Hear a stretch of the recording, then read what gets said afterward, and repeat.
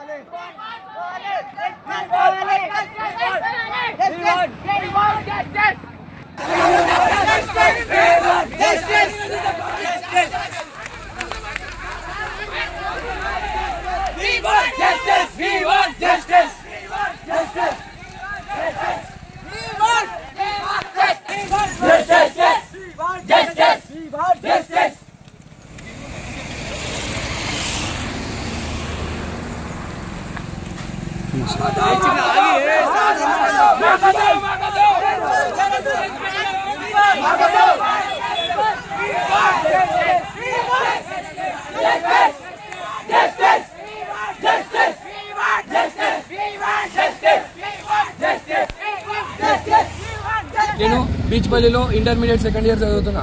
అట్లయితే మా ప్రిన్సిపల్ నేను ఫస్ట్ ఇయర్ లో ఉన్నప్పుడు ఆయనని ఇప్పటి వరకే వేరే 2 స్కూళ్ళల్లో సస్పెండ్ చేసిన ప్రిన్సిపల్ ని నేను ఏ కాలేజ్ కి పంపారని చూస్తుంటే గద్వాల జిల్లా అయితే తెలంగాణలో ఎక్కడో మూలకు ఉంది. ఆ జిల్లాలో విద్యార్థులు ఎవరు ఏమనలేరన్న ఒక తప్పుడు అభిప్రాయంతో నేడు ఆ ప్రిన్సిపల్ ని మా కాలేజ్ కి పంపించారు.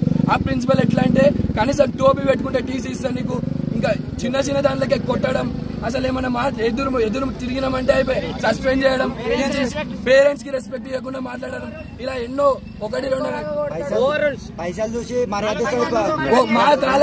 మా కాలేజీలో మా క్యాంపస్ లో ఒక్క సీటు 45,000 కూడా అమ్ముకున్నాడు మా ప్రిన్సిపల్.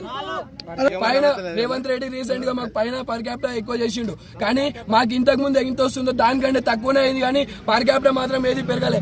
ఏమనంటే మా వార్డెన్ సారు మా 10th క్లాస్ తమ్ముళ్ళని, అరే మీరు ఉండేదే 3 నెలలు, ఒకవేళ పర్ క్యాపిటా ఫుడ్ అని ఎక్కువ ఏమైనా మాట్లాడితే డైరెక్ట్ టార్గెట్ చేసి కొడతాం అని బెదిరించడం, ఇలా ఎన్నో చేస్తున్నారు.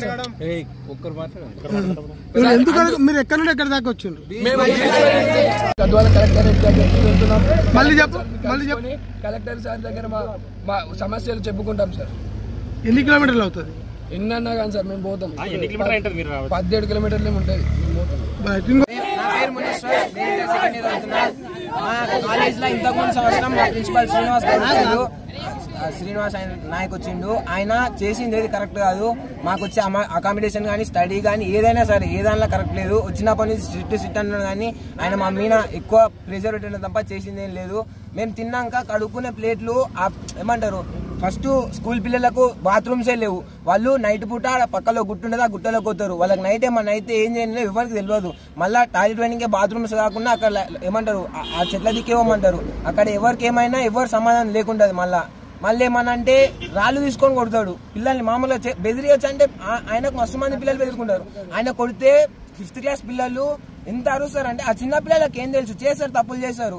ఎంత గట్టి అంటే ఆ పిల్లలు అరుస్తుంటే భయం అవుతుంటది మాకు, అంత ఘోరంగా ఒకటి ఆయన.